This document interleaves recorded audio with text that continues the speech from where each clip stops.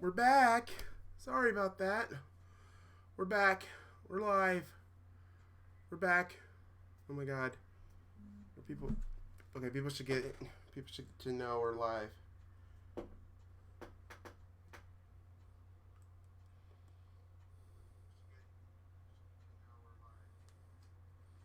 We're live, people. We're back live.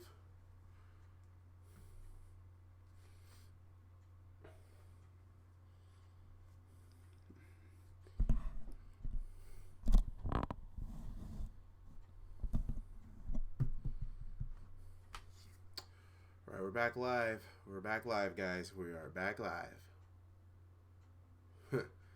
Man. Oh my god. Whew, last minute stuff. We're live. I'm still writing down pay-per-views, but I'm gonna make that a different announcement because we were really off topic on the other video.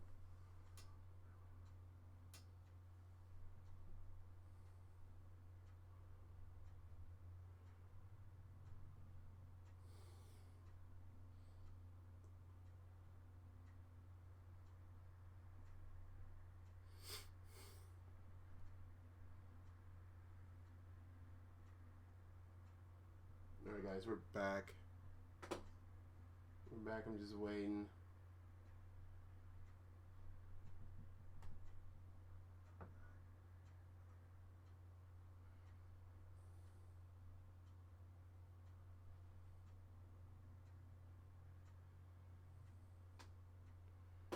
Okay, we're back.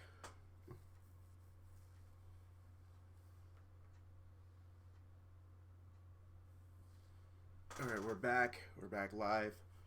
Once again, I'm gonna have to wait for some people to come back in.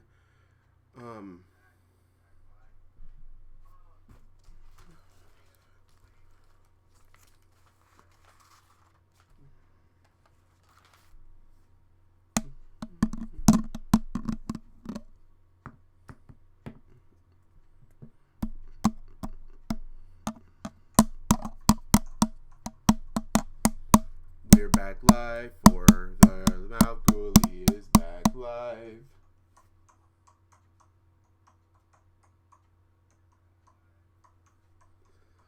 We're back live. I know Eli Bands, Vorge Ghosts. What up? We're back. Yep, we're back, Vorge Ghosts. But you know what? Eli Bands, what is up? 24 Sports 24/7. What is up? We are back live. I was live earlier, but due to something happening, I had to go out and get something for my mom. I love my mom to death, but when I'm streaming, I need all the time I can get. So, yeah. But yeah, guys, Vorge Ghost has been posting this link all day because we will do the Fire Promoter series, and I will make that as its own video. And I think I might do this right after this. So yeah. Yep, we got 9 more ghoulies to go. Actually, we were actually almost at 7, but 2 people undid what they did. So, but a pay-per-view name would be called ECW Redemption. What you think? Redemption would be good, but also September. This is no ifs, ands, or buts. September, and we can do this for Fire Promoter as well because it's on there. Thank God. September will be called Cage Rage. No ifs, ands, or buts.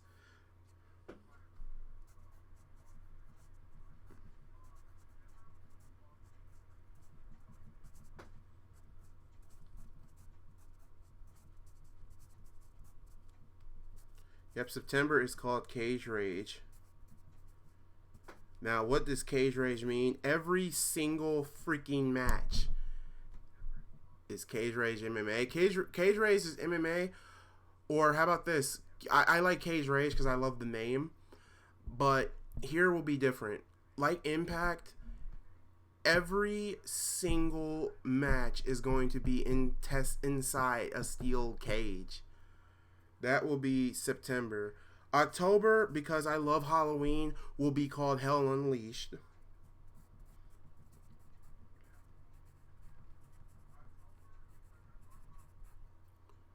What time is this event at? This is Fire Pro Wrestling Fire Promoter. This is something we're going to do late fall, early winter. But we're actually supposed to be doing reviewing ECW Hardcore Heaven 97. Now, if you have the dub version of this, you're welcome to watch it if you want. But if you want to pay $15 like I did for this pay-per-view, which is no dub, no Joey Styles dub, no entrance theme dub, no stuff getting cut out. This is basically uncut and uncensored. So this is what we're going to review. Can we have commentator for Fire Pro? And if so, can I be one? I don't know if we're going to do commentary. But yeah, we got that. October. And for November, and December. November could be Into the Jungle. I think Into the Jungle. And then December is Enter the Dragon. Did you hear about WWE 5 more yeah, I heard about that. But anyway, guys, we're not here to talk about WWE. That Fire Pro stuff, Vorge Ghost, we're gonna have to leave that alone because I think I might have to come up here November to December for November. I don't know, my birthday is the 28th. All right, cool. But guys, we're gonna have to hold on for Fire Pro. That's gonna be another live episode. I probably might come back here later up tonight now that you guys have really been on it. But we're here to talk about ECW's Hardcore Heaven 97. I watched this show last night because I love watching old school ECW pay-per-views, and we have a total of 6 matches, and we got a card to fill. So, 8 days after Born to Be Wired, a lot has happened in the world of Extreme. Now, their first pay-per-view is barely legal, but stuff happened at WrestlePalooza, at 97, which I would love to review for you guys. Also, Born to Be Wired. At Born to Be Wired, there's a new ECW champion, and it's Sabu. Sabu defeated Terry Funk in a brutal, and I mean brutal, barbed wire massacre. The match was so gruesome and bloody and so wow that Paul Heyman never booked another barbed wire massacre ever again. There's only been 2 barbed wire massacre matches in ECW. One with the Sandman and Raven, the other being Sabu and Terry Funk. But out of those 2, the best one is Terry Funk and Sabu. Nothing against Raven and Sandman, but theirs was not as bloody and crazy as Sabu and Terry Funk's was. But Shane Douglas, being the number 1 contender, made it a 3-way dance. So basically, a triple threat match, elimination style match for the ECW World Heavyweight title. And they basically had this match happen before at the night the line was crossed in 94. Which I haven't seen, but I believe it's on DVD, and if it is, I'll gladly buy that and watch that and probably review that. So, yeah, let's get started on reviewing this. Do you know who Ben's Player is? And if so, do you watch his Attitude Era, TWCW? If so, ECW almost went out of business by firing half of their roster. It's funny. I need to watch that if that be the case, because I am an ECW buff. So, Hardcore Heaven 97... Let's start off this show. We start off with what is up, Gaming with JT. All right, guys. Now let's start this review. We start off the night with Joey Styles giving a rundown of the card, but he is interrupted by none other than ravishing Rick Rude. Rick Rude comes back to ECW after betraying the company, after was supposed to take a 2-year contract. But he basically betrayed ECW at the last pay-per-view, which was called ECW's Heatwave 97, which I cannot find anywhere. But if anybody knows where I can buy ECW Heatwave 97, I would gladly love to buy it and review it, because it looks like the card really looks interesting. Wait, Rick Rude was in ECW? Yep, Rick Rude was in ECW. So yeah, Rick Rude betrayed the company, and he introduces Chris Candido to the ring, but here comes Commissioner Todd Gordon, who basically told that told Rick Rude after he had no affiliation with ECW anymore since he broke his contract. He had 10 seconds to leave the ring. If not, Chris Candido was to forfeit his match against Taz. And we start off the match with that. Our first match of the night, Taz defending the ECW Television Championship against Chris Candido. This was a really good opener. Really good. I love the fact where Taz does a belly-to-belly suplex on the top of the rope. And I love Joey Styles' commentary talking about both men had a neck injury. Chris Candido was lucky to have Sonny, but they got a divorce, I think. I don't know if they did get a divorce or not, but no, I don't think they got a divorce when they were married. But yeah, really great match here. The ending sees Taz with the Kanta Hajime, aka the Taz Mission, and Chris Candido taps out. Really good match to start off the show. I'm going to give this a 3.5 out of 5. Our next match is Bam Bam Bigelow against Spike Dudley. There is a story behind this match. Now, 8 days before this at ECW's Born to Be Wired, Spike Dudley picked up a pinfall victory. Yes, a pinfall victory over Bam Bam Bigelow. And Bam Bam Bigelow demanded a rematch against Spike. This match is a squash. Bam Bam literally beats the hell out of Spike. He actually throws Spike into the crowd, but here's where disaster happens. The Fort Lauderdale War Memorial crowd did not catch Spike. So Spike landed on fans, and also he landed on a lot of chairs. Spike was also busted open to the point there was like a little bit of puddles of blood all through the ring. This match was bloody for Spike Dudley, and he gets his ass kicked. I mean, he did not want to stop the fight, so I'll give Spike credit where credit is due.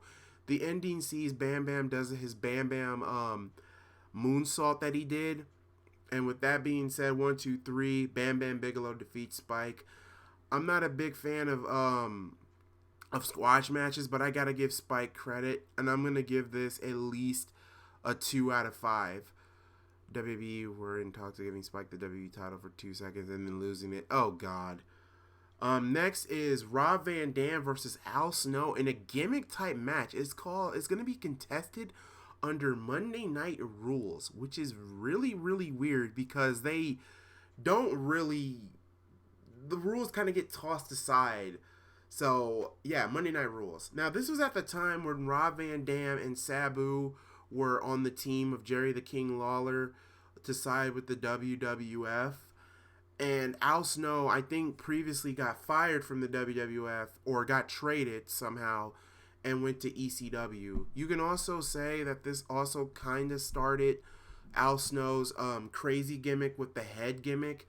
But also just another thing here. Here's the funny part. Van Dam is a heel, and so is Al Snow is a heel. They're both heels in this match. And if you think of it, RVD and Al Snow would have been a classic. And it actually is. This is the show. It actually is a solid match. I mean, both Al Snow and RVD put on a really good, entertaining match. It was really, really cool. A really, really great spot. The ending sees Van Dammer with the Van Daminator on Al Snow. And 1, 2, 3, Van Dam beats Al Snow. I'm going to give this a 3 1/4 out of 5. Next, we have the Dudley Boys out there with Jenna Jameson. Now, if you don't know who Jenna Jameson is the adult film star. So, yeah, Jenna Jameson, adult porn star, is leading the Dudley Boys. So, with the Dudleys, this was at the time where it was Bubba Ray, Devon, Big Dig Dudley, Sign Guy Dudley, and Joel Gertner. So, yeah, they take... Now, here's the story with this match. So, how long this... damn. Sorry about that. This, basically, the Dudleys... Basically, this story ends up because of this. Spike did not join his brothers. Spike was not a part of the Dudley Boys. Well, he was, but he was not with them, with the Dudleys. Actually, to be honest with you guys, Spike Dudley is better off fighting against his brothers instead of fighting for his brothers. That's just my opinion. and how long this is gonna be. Sports 24/7. If this is not your type of tea, like I said, this is something really, really old in '97. So this is probably before you were born. So anyway, yeah, they have Jenna Jameson, the porn star out there, and apparently it was supposed to be the Dudley Boys versus the Gangsters, but of Mustafa and New Jack. But Mustafa could not compete, so the Dudleys won the tag team titles by forfeit. Yeah, the Gangsters were going into Hardcore Heaven '97 as champions, but since the Dudleys beat the crap out of Mustafa, New Jack had to surrender the tag team titles. Basically, the Dudley Boys stole the fucking belts, and they actually win them here. So they make a little bit of a rant about, they're the new tag team champions, new 3-time tag team champions. And then they take on, sorry, I can't be on, that's because baseball. Oh, it's okay. Wasn't Jenna Jameson, is that how you say, having the pregnant angle with Tommy Dreamer? No, that was Beulah McGillicuddy that had the pregnant angle with Dreamer. And Beulah McGillicuddy and Tommy Dreamer are actually married in real life. But yeah, anyway, yeah, Jenna, what do you think about hold on, guys, I'll get to all of that here in a minute, but I gotta review this pay-per-view. I was born in '94. Alright, guys, hold on, guys. Yeah, with the Dudleys and Jenna Jameson, they take on PG-13. Now, if you don't know who PG-13 is, look them up, and actually, you should know who they are. If you remember the Nation of Domination, that little rap group that they had, that was PG-13. And PG-13 are, I guess, the SWAA World Heavyweight Tag Team Champions at the time. And I don't remember them being in ECW. This was their once and only appearance. I think ECW Heatwave 97 was their appearance. And then they made another appearance here. Now, PG-13, I actually liked their tag team. To be honest, they were basically Enzo and Cass before Enzo and Cass was a thing. They were the original Enzo and Cass, PG-13. So, how does the match go? It doesn't really feel like a tag team title match. It really felt like a comedy spot. But it was an entertaining comedy spot. I did love how PG-13 roast the Dudleys, saying Mama Dudley must be a hoe. They talked about Big Dick Dudley, and they also talked about Joe Gertner saying looked like Elvis Presley before he died, which was hilarious. And then when they got to Jenna Jameson, which was really funny, I love him when he said this. I think it was Wolfie D. He said this, all I got to say to you is, head baby. Like, basically imitating Beavis and Butthead, which was also kind of funny. I actually like PG-13. They were actually pretty entertaining. The match felt like a comedy spot, but there was some good wrestling here involved too. I also love, was it Icy Wolf or Wolfie D? I think it was Wolfie D who basically did a double drop kick on both Bubba Ray and Devon. But the ending sees where Wolfie D gets 3D'd by the Dudleys, and the Dudleys retain the titles. There's also a spot where one of the members of PG-13 kissed Jenna Jameson, which was kind of hilarious, which the Dudley Boys get pissed off about it. But at the end of the match, I think PG-13 grabs the mic and say, hey Dudleys, you might have walked out with those ECW tag team titles, and you might have won that match, but your mama is still a hoe. That was funny. I really wish Paul Heyman would have signed PG-13. They probably would have been super over in ECW. But what is up, Carl Wickford? What is up, Anthony Aguilera? Now that we have time, the Anthony Davis trade, really dumb trade by the Lakers, but they'll find out. And if they get Kemba Walker, that's still not going to help them. But anyway, next is, and also all through the night, and I meant to say this earlier, guys, get ready for this. The Insane Clown Posse made an appearance earlier before the show even started. And they were going to do a rap, but here comes Van Dam and Bill Alfonso coming out there. The Insane Clown Posse basically made a little bit, try to hype up Van Dam or whatever, and I guess they were about to start rapping, but then freaking But then freaking Van Dam lays out the Insane Clown Posse. But here comes Sabu and Van Dam. They're beating the crap out of the ICP. And here comes the Sandman. The Sandman comes to save the ICP, but he gets his ass kicked as well. They take him to an ambulance, but then I guess the Sandman came to and basically commandeer an ambulance, the same ambulance he was in, to go back to the world, back to the auditorium at the ECW event.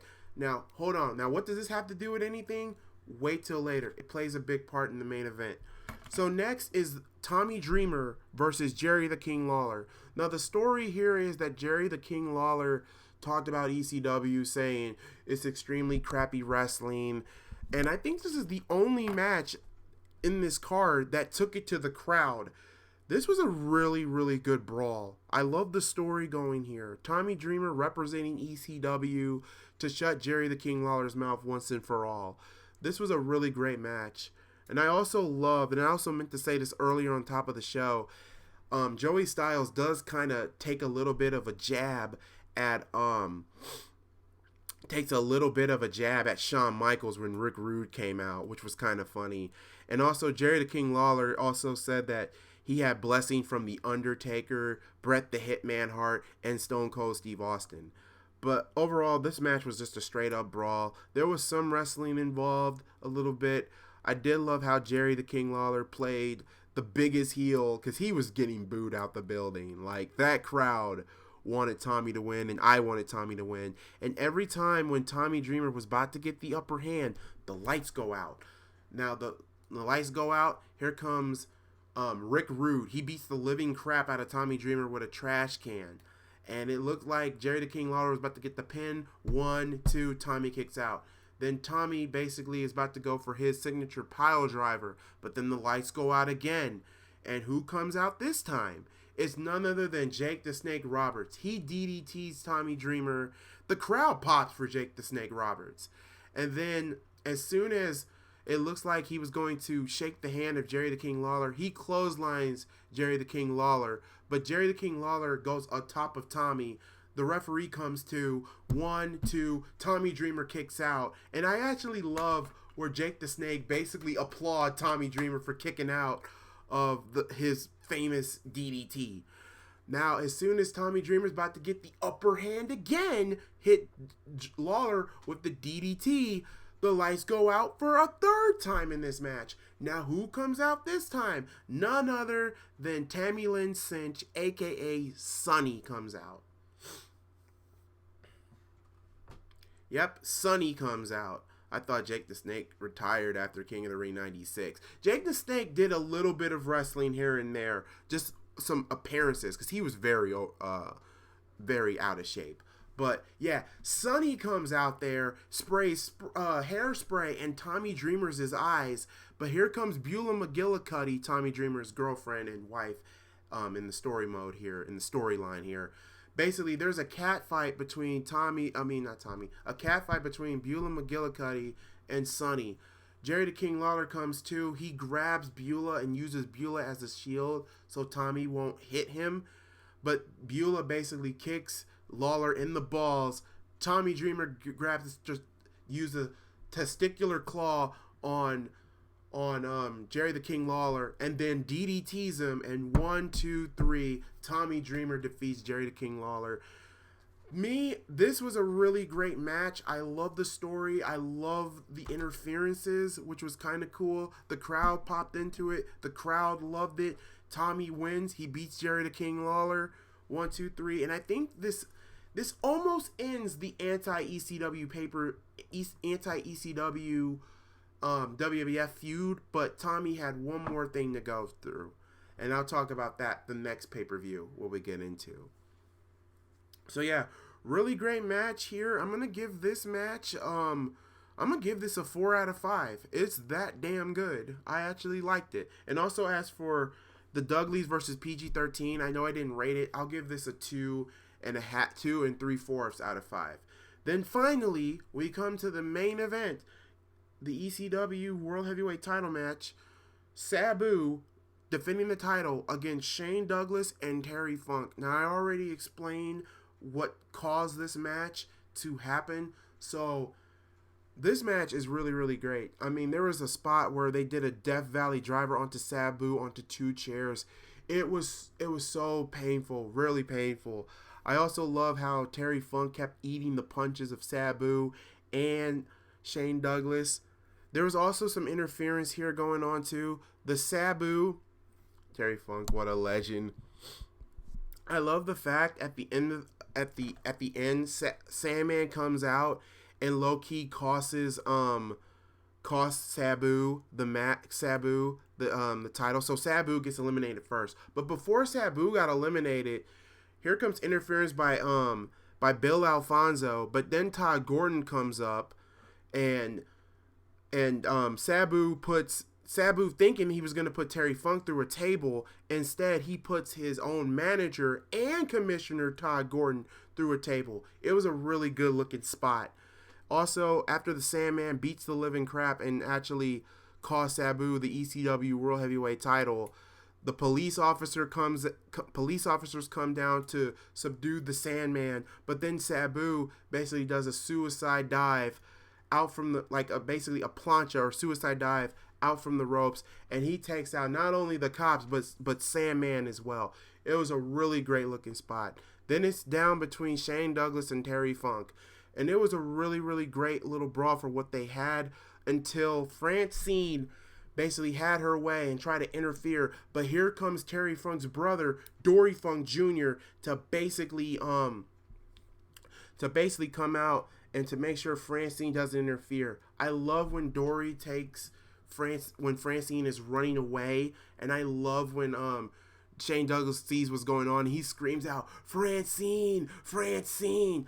And then it looked like Shane Douglas was gonna go, and then Terry Funk goes for a schoolboy 1-2. Douglas kicks out. I think Shane Douglas basically used, 6 belly-to-belly suplexes to put down Terry Funk. 1, 2, 3. We got a new ECW champion in the franchise, Shane Douglas. Personally, I would have loved Terry Funk to win the title back, even though losing it 8 days prior. But still, I mean, Shane Douglas being champion didn't really hurt. I was not a big, huge Shane Douglas fan, but at the time, but it's still what it was. At the end of the match, you have Francine and Shane Douglas beating the crap out of Terry Funk. I don't know where the hell Dory Funk went after this. And then the Dudley Boys and Joe Gertner come out there and telling Shane Douglas to drop his entourage, which was the triple threat, being Chris Candido and Bam Bam Bigelow. And then a fight goes between them. The Dudleys actually, they beat up Terry Funk even more. But then the Dudley Boys then you have the triple threat and the Dudley Boys basically going at it. Then you have the whole entire ECW roster in the ring, and then they all go at it. But then the triple threat leave the ring with Shane Douglas holding the ECW World title. Now, you'd think the show would end there, but no. The DVD that I had basically showed more when the cameras went on. I don't know if the WWE still has the version I have, but the version I have, because Joey Styles is still on commentary, the Dudley Boys basically clear house. They basically destroyed the roster. Like, the following people get destroyed. Hack Myers gets destroyed. Rob Price gets destroyed. Freaking, who else gets destroyed? Mikey Whipwreck. Everybody is getting their ass kicked by the Dudley Boys. But then here comes Balls and Axel. Balls and Axel come out, but they still get double teamed too. But then here comes New Jack, John Cronus, and Perry Saturn. They come out there, and it just basically becomes 7-on-3. The Dudley Boys get their asses kicked at the end. I mean, serious. New Jack beats the crap out of Devon. You have the Eliminators, John Cronus and Perry Saturn, beating the crap out of Big Dick Dudley and Devon Dudley. Like, seriously, Balls, Axel, New Jack, the Eliminators, and Terry Funk, they beat the living shit out of the Dudleys. Bubba Ray, Devon, Big Dick, even Sign Guy Dudley. And it was a really great, entertaining brawl, and I actually loved the way how it ended. And I love how Joey Styles basically says, so basically, like, all of the Dudley's enemies have reunited, which is kind of cool, because it kind of makes sense. New Jack and Cronus, you can also say this was the birth of the Gangstonators. Now, if you don't know who the Gangstonators are, it was New Jack and John Cronus. They basically formed a tag team because New Jack lost his partner, Mustafa, due to the Dudley Boys, and John Cronus lost his partner, Perry Saturn, because Perry Saturn was leaving for WCW, and he lost his partner due to the Dudley Boys. Now, where do Balls and Axel fit? Well, Balls Mahoney kept getting jumped by the Dudleys, and Axel Rotten used to be the partner for Devon Dudley. So that actually makes a lot of sense. And it actually makes a lot of sense. And at the end of the match, New Jack beats the crap out of Joel Gertner, and John Cronus hits a 450 splash onto Joel Gertner, and it basically ends the show with New Jack, the chair swinging freaks of Balls and Axel, and Terry Funk, and also the Eliminator standing tall as the Dudley Boys get their asses kicked. Overall, ECW Hardcore Heaven 97 is a solid pay-per-view. To be honest, though, even though Bam Bam and Spike was a squash match, I still recommend you guys watch this pay-per-view. Now, if you do watch the WWE version of it, please let me know if they edit out the New Jack, the New Jack, the Eliminators, and the chair swinging freaks part, because if not, I would recommend you buy the actual pay-per-view from RF Videos or Smart Mark Videos and watch this whole entire pay-per-view to the end. It's that damn good. Overall, I would give this pay-per-view at least an 8 out of 10. A really great pay-per-view. I would watch it. If it's on the WWE Network and everything that I said is not on here, you have to watch it, though. You have to buy this DVD. It's only $15 plus tax, so overall you're going to be paying $17 for this. It's not a bad pay-per-view, guys. I'll watch the WWE version just to see if they edit it out. Yeah, wait till they see. If they edit out the ending, then I would recommend buying this. And also, the next ECW pay-per-view I review is ECW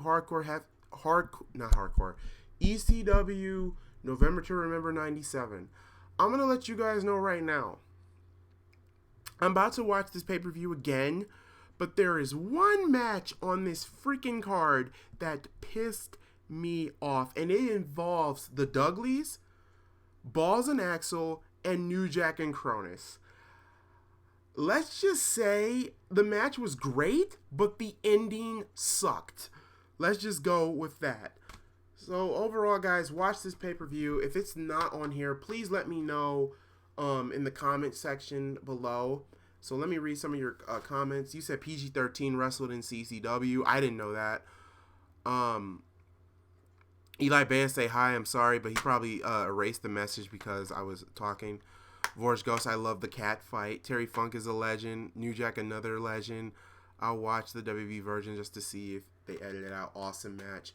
So yeah, guys, if you guys have the WWE Network, and like I said, there is a brawl. A big brawl convening with 7 men beating the crap out of the Dudleys. If that is not on there, buy this DVD. It's on there. New Jack, the Eliminators, and Balls and Axel and Terry Funk beat the living crap out of the Dudleys. It's a really good way to end the show, especially if you were a fan of the Eliminators and the Gangstas. Vorge goes, so now how do you feel about Anthony Davis? Anthony Davis going to the Lakers, that does not help.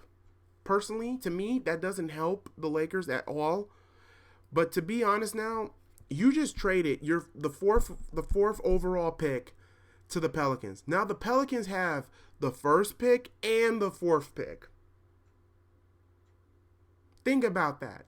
The Pelicans are about to have themselves a squad now. I would not be surprised. I would be surprised if the Pelicans don't make the playoffs next season. I would be really, really surprised. I think the Pelicans easily won. They hot stars and young guys. Yep, they got young guys, and they can make a name out of their own. They got a really good starting lineup too. I'm actually surprised my Bulls didn't get Lonzo Ball, and I'm actually happy with that.